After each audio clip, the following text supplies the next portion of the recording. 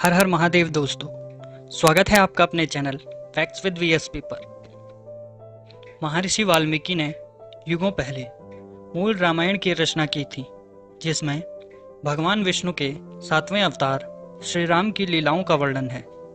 कालांतर में वाल्मीकि रामायण के अनेक भाषाओं में कई संस्करणों 300 से भी अधिक की रचना की गई, किंतु जो प्रसिद्धि एवं सम्मान 16वीं सदी में गोस्वामी तुलसीदास जी द्वारा रचित श्री रामचरितमानस को प्राप्त है, उसकी कोई अन्य तुलना नहीं है। आज भी 90% घरों में वास्तव में रामचरितमानस ही होता है। मानस की तुलना में मूल वाल्मीकि रामायण का प्रसार उतना नहीं है, किंतु एक ग्रंथ के रूप में देखा जाए तो मानस में कई ऐसी घटनाएं हैं जो मूल वाल्मीकि रामायण से मेल नहीं खाती। उन सभी घटनाओं की परिकल्पना गोस्वामी तुलसीदास जी ने अपनी तरफ से की थी। इसी प्रकार रामायण के अन्य संस्करणों में भी बहुत अंतर पाया जाता है, किंतु चूंकि महर्षि वाल्मीकि ने ही सर्वप्रथम रामायण की रचना की, उसे सबसे शुद्ध माना जाता है। जब तुलसीदास जी ने मानस की रचना की, उस समय मुगल हिंदू धर्म को मिटाने का पूरा प्रयास कर रहे थे। उन्होंने उसकी एक प्रति राजा टोडरमल के पास सुरक्षित रखी। रामचरितमानस लिखने से पहले तुलसीदास जी ने उत्तर और दक्षिण भारत में प्रचलित रामायण के कई अन्य संस्करणों का अध्ययन किया, विशेषकर अध्यात्म एवं आनंद रामायण का। यही कारण है कि उनकी रचना में ऐसी कई घटनाएं हैं जो मूल वाल्मीकि रामायण में नहीं है। वाल्मीकि रामायण एवं रामचरितमानस की घटनाओं में इतना अधिक अंतर है कि उन सभी को समाविष्ट करना तो संभव नहीं है, किंतु आइए हम कुछ मुख्य अंतरों के विषय में जानते हैं। सबसे पहला अंतर तो इन दोनों के अर्थ में है। रामायण का अर्थ है राम की कथा अथवा मंदिर, वही रामचरितमानस का अर्थ है रामचरित्र का सरोवर। मंदिर में जाने के लिए कुछ नियम होते हैं। इसी प्रकार वाल्मीकि रामायण को पढ़ने के भी कुछ नियम हैं। उसे कभी भी कैसे भी नहीं पढ़ा जा सकता। इसके उलट रामचरित को लेकर कोई विशेष नियम नहीं है। इसमें एक सरोवर की भांति स्वयं को पवित्र किया जा सकता है। दूसरा, वाल्मीकि रामायण की भाषा संस्कृत है, वहीं रामचरितमानस की रचना अवधी भाषा में की गई है। रामायण के अनुसार महर्षि वाल्मीकि प्रचेता के 10वें पुत्र थे, जबकि गोस्वामी तुलसीदास जी ने उन्हें रत्नाकर नामक डाकू बताया है, जो देव ऋषि नारद की प्रेरणा से राम भक्त बन जाते हैं। इन दोनों के कालखंड में भी बड़ा अंतर है।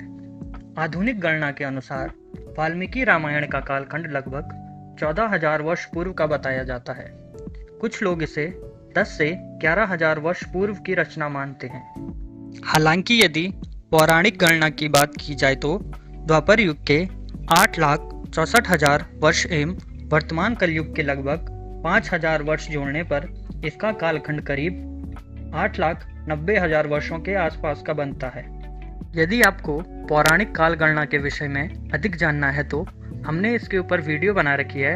वीडियो का लिंक आपको डिस्क्रिप्शन बॉक्स में मिल जाएगा, आप वहां पे जाके वीडियो देख सकते हैं।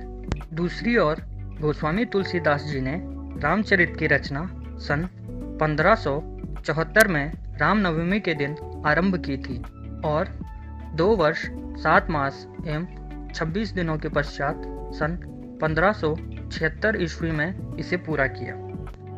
सबसे बड़ा अंतर जो दोनों ग्रंथों में है वो यह है कि वाल्मीकि रामायण में राम मानवीय हैं, जबकि रामचरितमानस में राम अवतारी हैं।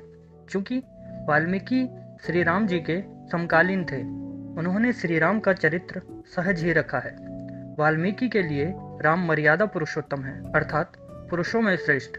इसके उलट तुलसीदास जी के लिए श्री राम न केवल अवतारी हैं, बल्कि उससे भी ऊपर परब्रह्म हैं। दोनों ग्रंथों के आकार में भी बहुत बड़ा अंतर है।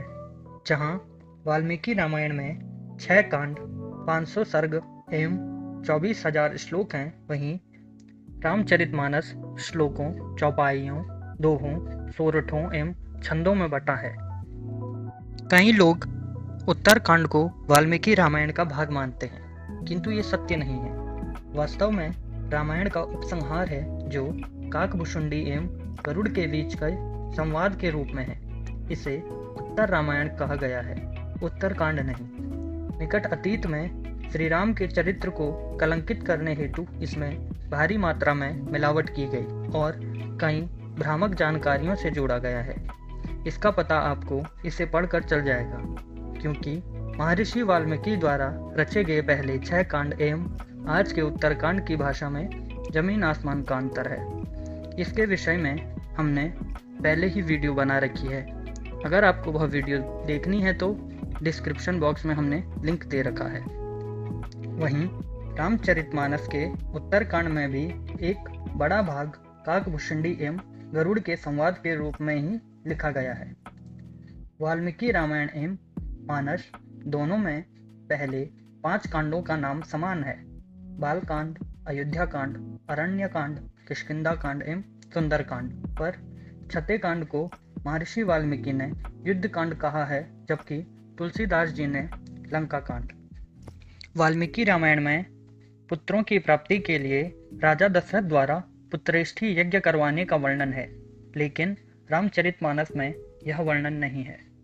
वाल्मीकि रामायण में भगवान शंकर के पिनाक धनुष का वर्णन है, जिसे श्री राम ने तोड़ा था, किंतु रामचरितमानस में उसे केवल शिव धनुष कहा गया है।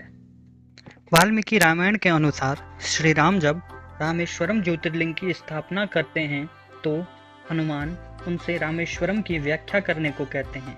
तब श्री राम केवल इतना कहते हैं, जो राम का ईश्वर है वही रामेश्वर है। रामचरितमानस में भी श्री राम यही कहते हैं, पर उसमें तुलसीदास जी ने एक प्रसंग और जोड़ा है कि भगवान शंकर भी माता पार्वती से रामेश्वरम की व्याख्या करते हैं और कहते हैं कि राम जिनके ईश्वर हैं वो रामेश्वरम है। रावण के दरबार में अंगद का पैर जमा देना और किसी का उसे न उठा पाना तथा रावण का मुकुट श्री राम के पास फेंक देने का वर्णन केवल रामचरितमानस में है, वाल्मीकि रामायण में नहीं। कालनेमी द्वारा संजीवनी बूटी लाते समय हनुमान जी के वध का प्रयास करना एवं हनुमान जी द्वारा मारे जाने का वर्णन भी केवल रामचरितमानस में है, वाल्मीकि रामायण में नहीं।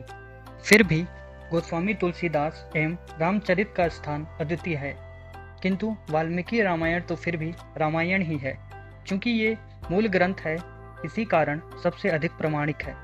रामायण में एक और बात है जो इसे अद्भुत बनाती है। क्या आपको पता है कि इसके 28,000 श्लोकों में से हर 1,000 श्लोक के पहले अक्षर को मिलाएं तो इससे गायत्री मंत्र का निर्माण होता है। अगर यह वीडियो देखकर आपके ज्ञान में कुछ वृद्धि हुई हो या आपको कुछ एक्स्ट्रा नॉलेज मिली हो तो इस वीडियो को लाइक करें और चैनल को सब्सक्राइब करें। धन्यवाद। हर हर महादेव।